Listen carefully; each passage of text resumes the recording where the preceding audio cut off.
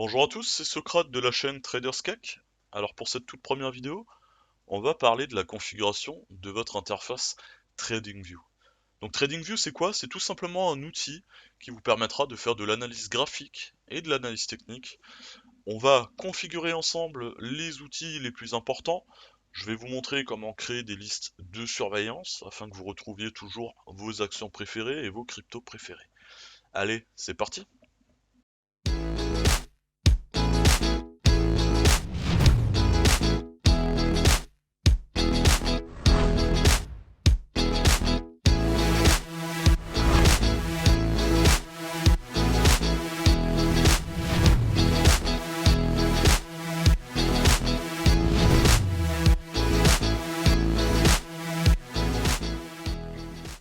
Nous revoilà.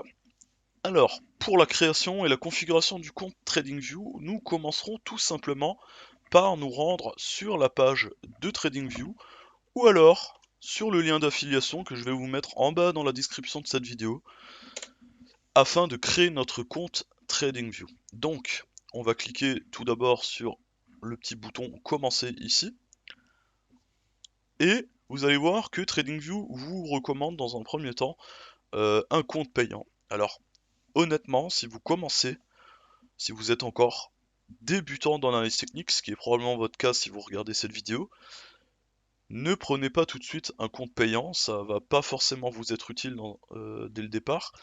Descendez un tout petit peu et vous avez ici essayez gratuitement la version de base. Donc la différence effectivement c'est que vous serez limité dans le nombre de graphiques que vous pourrez afficher et dans les fonctions que vous allez pouvoir exploiter, mais c'est pas très grave. On va commencer avec le compte gratuit. Je vous laisse ensuite choisir si vous voulez créer un compte manuellement ou avec votre compte Google ou peu importe. Et puis on se retrouve tout de suite après, une fois que vous avez choisi votre méthode d'inscription. Alors, nous revoilà, vous avez créé votre compte et vous vous retrouvez sur une page qui ressemble à peu près à ça. Donc vous êtes sur l'accueil de TradingView et on va tout de suite commencer la configuration de votre compte. Alors la première chose à faire, vous allez cliquer sur le nom que vous a généré ici, provisoire, votre compte TradingView. Donc vous cliquez sur l'icône, ici, et vous allez déjà choisir, est-ce que vous êtes plutôt à l'aise avec un fond euh, plutôt sombre ou plutôt clair. Donc là, vous voyez, soit je choisis, alors moi j'ai une petite préférence pour le dark theme, mais ça, vous pouvez voir. Ensuite, avant d'aller plus loin dans la configuration, vous allez sur Language, et vous choisissez français si c'est pas encore le cas. Voilà. Normalement, ça recharge la page et vous avez quelque chose comme ça. Bon, maintenant, on va s'attaquer à un autre paramètre. On va configurer votre profil. Comme vous le voyez ici avec l'adresse avec laquelle j'ai créé mon compte, ça me génère en fait un nom d'utilisateur un peu lambda. Donc on va aller dans paramètres du profil et on va changer ici le nom d'utilisateur. Alors faites très attention, le nom d'utilisateur public ne peut être modifié qu'une seule fois. Donc choisissez bien votre nom et évitez peut-être, si vous souhaitez partager un jour vos idées de trading ou vos graphiques, de mettre des noms comme Kiki du 35 ou ce genre de pseudo. Essayez de mettre quelque chose quand même qui vous identifie bien et qui vous correspond. Vous avez sur la partie droite ici tout ce qui est changer le mot de passe, configurer, changer l'email, activer l'authentification à 2 facteurs et tous ces paramètres-là. Vous pouvez également ajouter vos adresses Twitter, vos noms d'utilisateurs YouTube, etc. Et bien évidemment, n'oubliez pas de sauvegarder vos modifications. Concernant l'avatar, vous pouvez le changer ici. Et à propos de moi, bon bah ça c'est une petite bannière en fait qui va mettre une petite info par rapport à vous. Jusqu'à là, rien de compliqué. Donc commencez par remplir vos infos publiques, configurez vos détails privés, et puis on se retrouve tout de suite pour voir comment on passe à l'analyse graphique. Alors nous revoilà pour la suite. Donc vous avez configuré vos paramètres du profil, vous avez configuré la langue, vous avez choisi le style du thème, donc je rappelle foncé ou clair, et on va maintenant attaquer le cœur du sujet qui est en fait l'accès au graphique et au cours des actions. Donc vous êtes normalement sur la page d'accueil, donc vous allez aller dans Produits et dans Graphique Plus. Voilà. Normalement, le site va vous ouvrir le SP500 ou n'importe quel autre actif de base. Donc on va commencer tout simplement par masquer ici le volume afin d'avoir une belle vue d'un cours boursier. Donc là, on est sur par exemple le cours de l'indice du S&P 500, donc qui est un indice américain probablement le plus suivi au monde. Et je vais vous expliquer un peu ce qui s'affiche sur notre écran. Donc sur la partie droite, ici, vous avez comment dire, le fiat en fait auquel est associé le cours, donc la monnaie, la devise sur laquelle est lié le cours, avec l'échelle de valeur ici. Donc une lecture simple et rapide nous indique que là, au moment de l'enregistrement de la vidéo, le SP500 cote à 3749,64 US dollars. Donc ça, c'est pour la barre verticale ici, qui est l'indice de prix en fait de notre actif. Ici en haut à gauche, nous avons ce qu'on appelle le ticker symbole. Donc le SP500 par exemple, c'est un ticker qui s'appelle SPX. Ici, nous avons la possibilité d'ajouter ou de comparer avec un autre symbole. Donc c'est-à-dire par exemple si je veux comparer avec un autre ticker, donc c'est-à-dire par exemple si je veux comparer le SP500 avec le Bitcoin. Ici, nous avons ce que nous appelons la time frame, c'est-à-dire ce que représente une bougie au niveau de mon graphique. Donc là, on est sur des bougies journalières. Je peux mettre une bougie une semaine. Donc là, chaque bougie fait une semaine. Je vous expliquerai tout ça plus en détail. Ici, nous pouvons choisir comment nous souhaitons visualiser les variations du cours. Donc nous avons par défaut les bougies japonaises. Nous avons la possibilité de passer en barre, en bougie creuse, en droite et en de nombreuses autres manières d'afficher. Donc moi je vous recommande dans un premier temps de rester sur les bougies traditionnelles japonaises. C'est, on va dire, la matérialisation la plus commune, on va dire, pour les fluctuations de cours. Ici vous avez des alertes, ici le replay, ça on y viendra beaucoup plus tard, c'est pas la peine de s'y intéresser pour le moment. Alors la première chose que je vais vous demander, c'est d'ouvrir ici le petit carré qui s'appelle liste de surveillance et détails. Et vous voyez qu'ici vous avez des infos qui s'ouvrent, donc par rapport à l'historique un peu, hein, l'information sur on va dire un peu le fear and greed au niveau du stock, enfin de l'actif, ce que nous dit un peu les tendances du marché. Je vous conseille de pas trop faire attention à ce qui est écrit ici, c'est en général des données qui sont vraiment à prendre avec des pincettes, et on va se concentrer pour l'instant sur la visualisation de nos listes de surveillance. Alors, on reprend tout de suite à ce niveau-là. Alors, de mon côté, en fait, j'ai supprimé tous les indices qui étaient là-dedans. Et je vais vous montrer tout de suite comment le faire. Donc, pour supprimer, vous appuyez sur la petite croix ici. Ok? Pour rajouter un symbole, vous appuyez ici.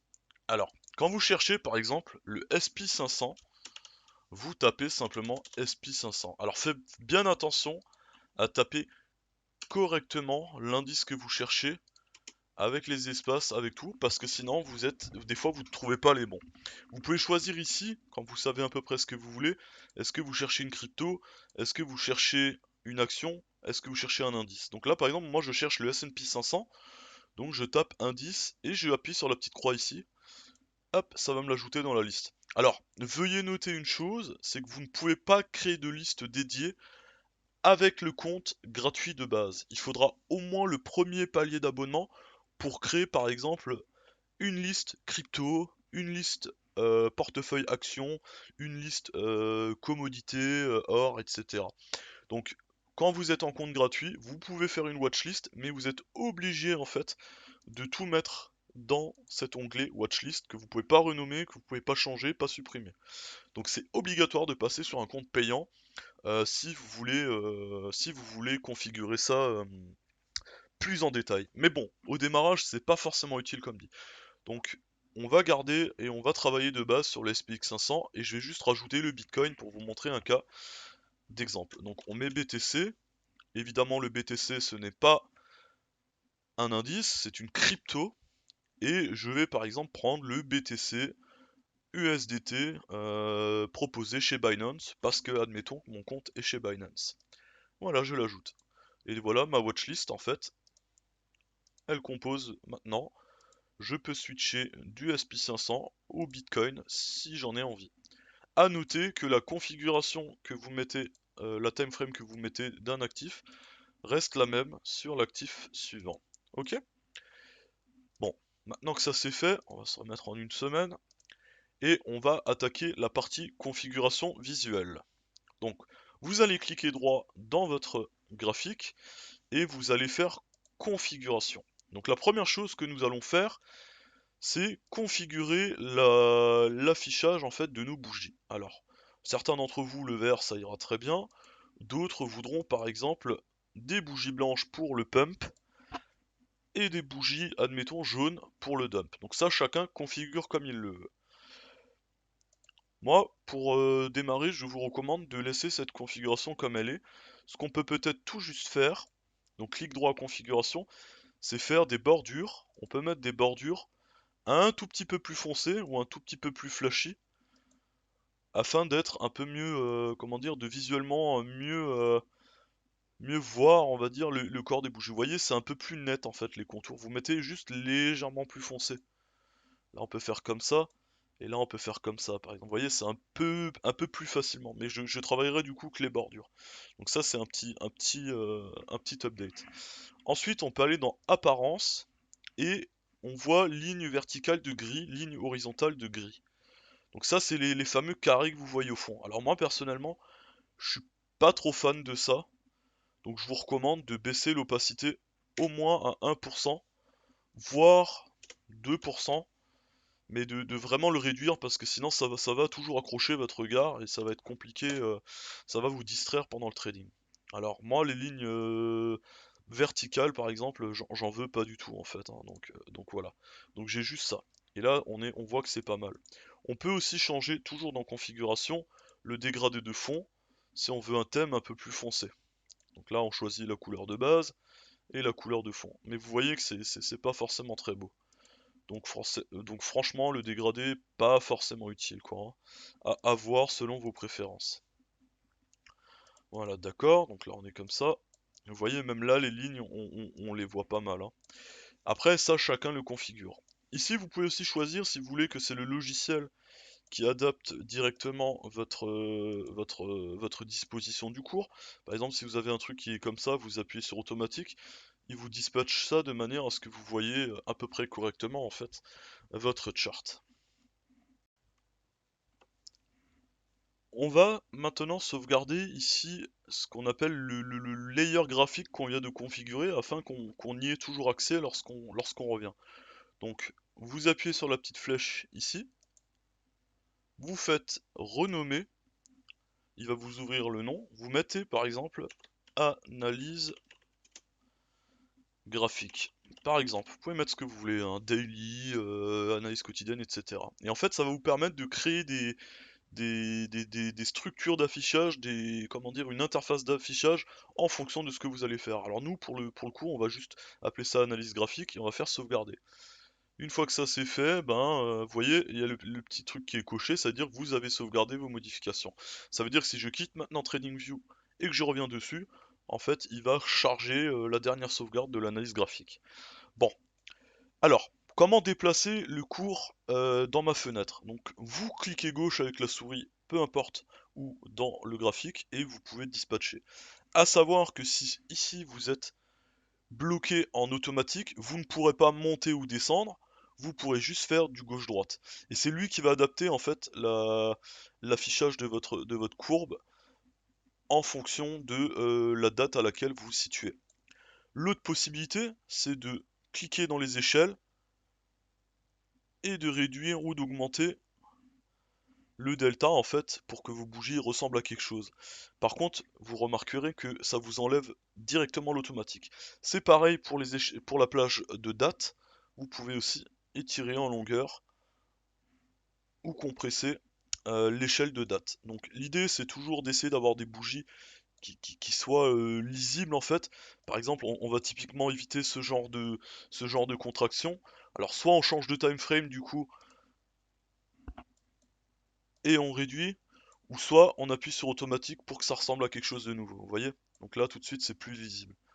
Voilà, on enlève automatique et on configure manuellement. Alors évidemment, plus vous comprimez, moins ça va être aussi efficace dans la lecture. Donc essayez toujours de compléter au maximum votre interface selon la période que vous étudiez. Donc là on va se remettre en weekly, donc en semaine.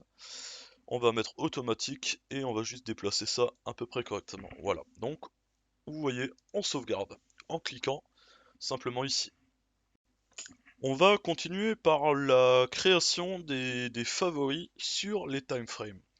Donc comme on l'a vu précédemment, les timeframes vous permettent d'avoir en fait des bougies sur une période précise. Donc là en l'occurrence 4 heures, c'est-à-dire qu'une bougie représente 4 heures d'activité du cours de l'actif, ici le S&P 500. Donc on va retourner en weekly. Et on va tout simplement choisir nos time frames favorites. Alors je recommande strictement aux débutants et aux nouveaux arrivés sur l'investissement boursier ou le trading boursier de rester sur les time frames les plus grandes possibles. Tout simplement parce que plus vous descendez sur des bougies, on va dire, de petits intervalles, plus vous êtes ce qu'on appelle dans le bruit. Et moins en fait les directions et les interactions du cours vont être cohérentes à soit des valeurs fondamentales ou soit à des actualités. Donc quelqu'un qui trade par exemple avec des bougies de 1 minute, il va y avoir énormément de bruit et c'est très difficile. Enfin, tout simplement, plus vous descendez sur les time frames, plus l'analyse technique va être capricieuse, si je peux le dire comme ça. Donc nous, on va se contenter pour l'instant d'ajouter une semaine, un jour et 4 heures. Voilà, c'est très bien pour le début. Vous allez remarquer que vous allez avoir du coup les timeframes favorites ici dans la barre, et ça vous évitera en fait tout simplement de devoir aller à chaque fois dans la liste déroulée. Vous pouvez tout simplement cliquer et ça va changer. Donc ça c'est pour effectivement les timeframes. Maintenant on va préparer les outils on va dire les outils graphiques qu'on aura besoin dont on aura besoin pour l'analyse technique graphique. Donc, je vais pas rentrer dans le détail pour l'instant, on va tout simplement les valider pour avoir le raccourci. Donc, vous allez aller ici dans un premier temps, vous allez cliquer sur l'étoile pour droite de tendance, pour flèche, pour ligne horizontale, rayon horizontal. Et ça sera bon pour cette section-là. Vous allez aller dans la deuxième case ici et vous allez choisir retracement de Fibonacci et prolongation de Fibonacci. Je vous expliquerai plus tard à quoi cela correspond. Nous allons aller ici et nous allons choisir pinceau et rectangle. Et nous allons aller dans le quatrième onglet et choisir texte. Voilà. Normalement, avec ce qu'on a ici, ça suffira amplement. Et je vais vous expliquer tout de suite à quoi cela correspond. Vous remarquerez qu'une fois que vous avez sélectionné les différents outils en favori, vous avez ici une petite barre qui s'est ouverte et qui vous a mis les différents outils que nous avons sélectionnés dans cette barre qu'on peut déplacer. Donc déjà, vous allez la mettre quelque part où elle vous gêne pas, par exemple ici. Et je vais vous montrer autre chose. En bas à gauche, vous avez cette petite étoile qui est apparue et en fait qui vous permet tout simplement d'afficher ou de masquer votre barre des favoris. Donc si un jour vous ne deviez plus vraiment savoir où elle se situe ou si elle devait avoir disparu, cliquez simplement sur la petite étoile et elle reviendra, elle réapparaîtra ici. On va maintenant voir à quoi correspondent les différents outils que je vous ai fait mettre en favori.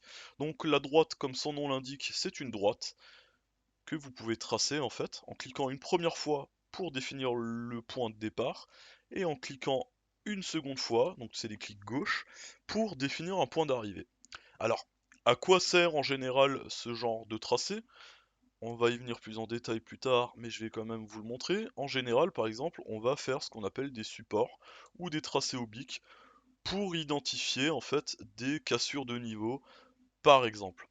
Alors, une fois que vous avez placé votre droite, par exemple, je vais vous montrer comment la configurer.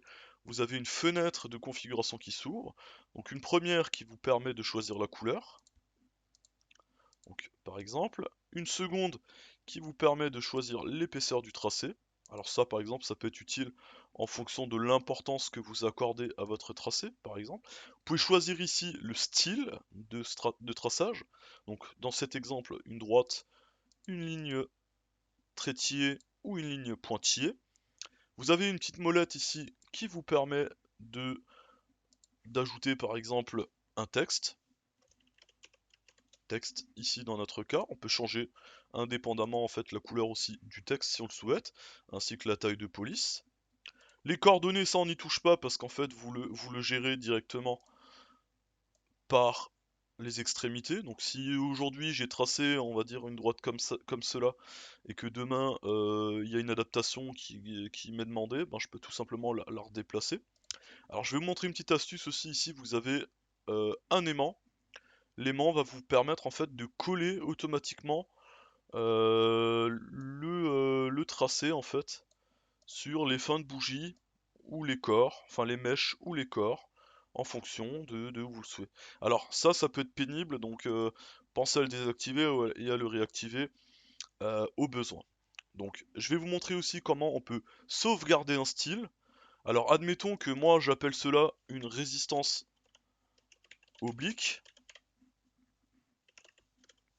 Voilà, je veux que le texte soit dans la même couleur, je veux que ce soit de la taille 16 pour le tracé, je veux que ce soit une droite continue et je veux que ce soit relativement. Donc voilà, j'ai tracé une droite oblique ici, et je vais sauvegarder ce style graphique en lui disant, alors je vais le mettre en rouge tout juste, parce que en tant que résistance du coup ça représente une menace. On va changer la couleur du texte, alors on peut aussi double-cliquer dessus, hein, ça marche aussi. On double-clique dessus, et on va mettre du rouge, voilà. Et on va sauvegarder le style en appuyant ici, et je vais appeler ça, alors je vais juste supprimer ce style que j'avais déjà fait précédemment, sauvegarder le modèle, et je vais appeler ça résistance oblique. Et je clique sur sauvegarder. Et en fait, si demain, admettons, j'ai tracé une courbe ou une droite différente, cela me permettra en fait tout simplement de, si je le souhaite, positionner, alors ça va être une résistance, donc je vais peut-être pas le mettre en dessous, je vais le mettre au-dessus, de positionner ma droite et en fait de charger très rapidement le style que j'ai préenregistré. Vous voyez? Voilà. Donc ça va nous servir dans plein de situations et c'est valable pour tous les outils qu'on a choisis. Alors, une flèche, comme son nom l'indique, représente une flèche. Donc pour les réglages, c'est exactement pareil que pour la droite. Couleur, taille, style, on peut ajouter du texte, etc. Donc voilà, flèche par exemple. Et on peut effectivement sauvegarder aussi si on le souhaite. Flèche exemple, donc ça c'est une configuration que j'ai déjà faite. Et vous voyez par exemple. Et on peut le supprimer en appuyant ici.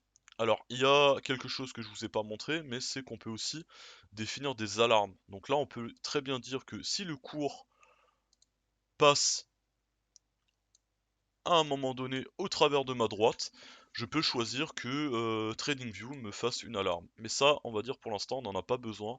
Ça sera l'objet d'une vidéo qui arrivera plus tard.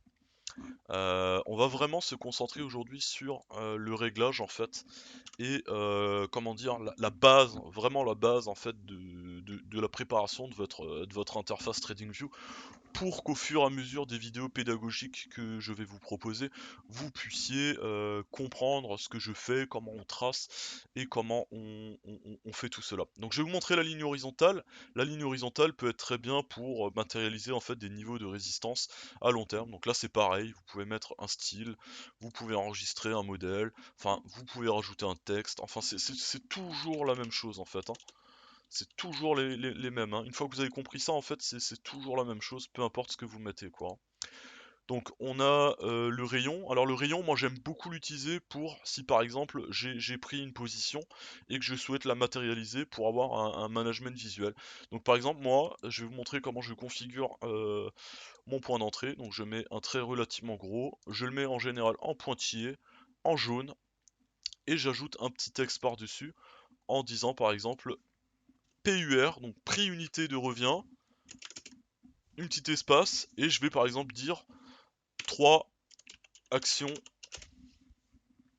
SP 500. Donc je saurai toujours, peu importe quand je regarde à ce moment-là, que ici, sur cette bougie précisément, admettons que ce soit ici, j'ai acheté en fait 3 actions du SP 500. Et je sais par exemple du coup que dans le niveau du prix actuel, bah, en prenant ma petite outil règle ici, que je trace d'ici à ici, je sais qu'actuellement ma position est à plus 24,83%. Et bien évidemment, je n'oublie pas de sauvegarder le modèle que je vais appeler PUR. Donc demain, si j'ai une autre action, en fait, exemple sur Bitcoin, et que j'achète par exemple ici du Bitcoin, et ben je charge mon modèle PUR, et je vais tout simplement mettre texte, par exemple 10 Bitcoin acheté à ce niveau-là. Alors je peux aussi choisir effectivement de mettre le message au centre, à gauche, ou tout à droite, au milieu, au-dessus ou en dessous. Donc ça c'est les préférences personnelles, moi j'aime bien mettre ça au centre. Et puis voilà. Et puis n'oubliez pas, quand vous avez fait votre travail d'analyse graphique, de toujours sauvegarder en fait, pour que ça garde en mémoire ce que vous avez placé. Donc si demain je ferme mon onglet et que, admettons dans une semaine je réouvre, que tout ça en fait soit de nouveau matérialisé sur votre cours. Voilà, donc il suffit de sauvegarder en cliquant dessus, tout simplement. Donc là on a vu les bases, on va dire par rapport au tracé. Vous avez le pinceau. Le pinceau vous permet, en l'occurrence, de faire des formes aléatoires sur votre dessin. On peut la supprimer en cliquant sur retirer, en cliquant sur la flèche précédente comme on l'avait déjà vu, ou alors toujours clic droit, supprimer les dessins. Alors faites attention quand vous faites supprimer les dessins parce que ça vous enlève tous les dessins, y compris ceux que vous avez fait déjà il y a une semaine, il y a 2 semaines, etc. Donc si vous le faites par accident, n'oubliez pas de cliquer ici pour faire réapparaître en fait ce que vous avez supprimé. Ok? Donc voilà, ça c'est pour les outils de tracé. Le rectangle, ça peut s'utiliser soit pour signaler un point d'entrée ou un point potentiel de TP. Donc c'est-à-dire j'ai pris mon entrée, alors si je reviens en arrière et que par exemple j'ai mon PUR ici, je peux très bien, alors on va charger juste pour vous montrer la démonstration correcte, voilà. On peut très bien dire que j'avais défini de prendre un profit ici. Voilà, donc toujours comme d'habitude, on peut double-cliquer dessus, on peut mettre Take Profit. Voilà, on peut choisir notre... alors là, le rectangle, par contre, lui, je veux que ce soit à l'intérieur et au centre, voilà, et que je veux bien évidemment que ce soit écrit en vert. Alors peut-être pas en vert foncé, sinon on le verra pas, voilà.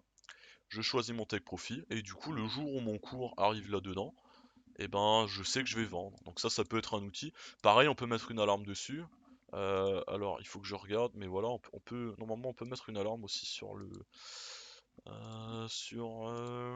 Alors non, on peut pas mettre d'alarme sur le texte, mais je me demande si c'est pas lié au fait que vous soyez en compte gratuit.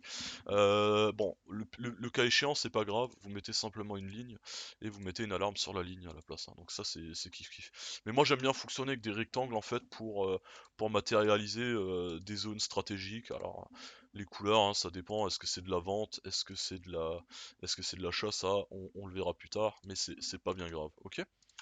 Donc ça c'est par rapport au rectangle. Le texte, ben vous pouvez vous mettre des commentaires tout simplement. Exemple, ici j'étais plutôt optimiste. Par exemple, hein, je mets n'importe quoi, mais je mets ça là. Voilà. On peut mettre ça ici, on peut mettre une petite flèche. Voilà, si on veut par exemple. Et ça permet en fait de, par exemple, avoir une trace en fait du mindset que vous aviez au moment où vous avez par exemple pris vos 3 actions de SP500. Voilà, c'est des outils, on va dire, de commentaires. Ça peut s'utiliser dans n'importe quel cas. Euh, Il n'y a pas vraiment de limite en fait à l'usage de ce genre de choses. Alors, on va parler de quelque chose de plus compliqué. Ce sont les retracements de Fibonacci. Alors, le retracement de Fibonacci permet en fait d'estimer, d'identifier des points stratégiques sur ce qu'on appelle un retracement. Donc un retracement c'est quoi? Vous avez un mouvement haussier ici, donc d'un point bas à un point haut. On va cliquer le point bas en premier, le point haut en dernier. Hop. On peut utiliser, n'oubliez pas, l'aimant pour bien vraiment attraper les tops et les bottoms. Et on voit qu'il nous met des valeurs en fait ici. Donc on va tout de suite configurer avant que je vous explique à quoi ça sert cet affichage. Donc vous cliquez sur la molette ici. Et vous allez déjà enlever tout ce qui est au-delà de 1 en fait. Donc là on enlève tout ce qui est au-delà de 1. Voilà. Hop. Et les retracements de Fibonacci de 0 à 1, c'est très bien. On va peut-être enlever les couleurs, puisqu'on n'en a pas forcément besoin. Et on va changer l'opacité en fait de chaque niveau. Alors ça c'est l'opacité des lignes. Il faut que je retrouve l'arrière-plan, voilà. Et on va enlever l'opacité de l'arrière-plan. On peut utiliser une couleur d'arrière-plan qui peut être différente, hein. Ça c'est à chacun de voir. Moi perso le blanc c'est très bien. Et on peut éventuellement juste mettre des couleurs spécifiques sur celui-là et sur celui-là. Alors on va faire plutôt comme ça, on va le laisser en blanc et du coup on va mettre celui-ci en orange parce qu'en fait vous avez deux niveaux qui sont très importants dans les retracements de Fibo, c'est l'entre 0,618 et le 0,786, je vais vous expliquer ça plus tard, et entre le 0,382 et le 0,236. Je vais vous expliquer ça plus tard, vous inquiétez pas. Donc on va mettre ici par exemple comme ça, voilà, donc ça c'est très bien, et on va réduire l'opacité à peu près comme ça. On clique sur d'accord et on n'oublie pas de sauvegarder. Retrace Fib. Voilà, donc là on a notre retracement de Fibo, on a les zones et on voit les niveaux stratégiques. Donc vous voyez qu'ici la ligne de prix en fait elle est matérialisée et je vais vous expliquer plus tard en fait à quoi va servir ce retracement de Fibo. Là on va vraiment se concentrer sur le paramétrage. Alors, vous pouvez supprimer votre fib, vous pouvez en retracer un aléatoirement juste pour voir si ça se matérialise bien, donc c'est bien bon. On a le 0, le 0,236, le 0,5, le 0, etc. Alors je vous montre juste encore une chose, on peut enlever l'étiquette de prix aussi, hein. On peut enlever l'étiquette de prix, donc on peut mettre, ici on peut décocher prix. Donc là vous avez juste les niveaux. Donc ça c'est selon votre préférence. Moi personnellement j'ai pas toujours besoin effectivement du niveau de prix, mais pour le cas d'exemple là on va le laisser. On peut modifier aussi comme toujours les étiquettes. Est-ce qu'on les veut au milieu? Est-ce qu'on les veut à droite, à gauche, en haut, en bas? Ça, on s'en fiche. Moi, je vous conseille de le laisser à gauche, comme ça gêne pas pour la lecture un peu plus loin. On peut changer la taille des caractères, donc ça c'est en fonction des difficultés que vous avez à lire ou pas votre graphique. Donc on va laisser par défaut, je crois que c'était 12 ou 14, on va laisser 12. D'accord, voilà. Donc on va supprimer notre retracement, on va configurer tout de suite l'extension. Donc l'extension, c'est quelque chose qu'ils utilisent pour faire des projections de niveau de prix. Je vous expliquerai encore une fois plus tard comment on s'en sert et pourquoi on s'en sert. Pour l'instant, on va se contenter de le tracer. On va dans configuration et on va supprimer les niveaux suivants. On va supprimer le 0,236, on va supprimer le 0,382, on va supprimer le 0,5, on va supprimer le 0,786, on va garder le 0, on va garder le 0, bon, quoique le 0 on peut l'enlever. On va laisser le 0,618, le 1, le 1,618, le 2,618, le 3,618 et le 0,436. Encore une fois, on va mettre une couleur. Alors là, je vous laisse choisir, on peut mettre du blanc, peu importe. On va juste mettre des niveaux de couleur importants sur, on va dire, ici le 1, on va mettre un petit vert pâle. On va mettre du orange. On va peut-être mettre un orange un peu moins foncé.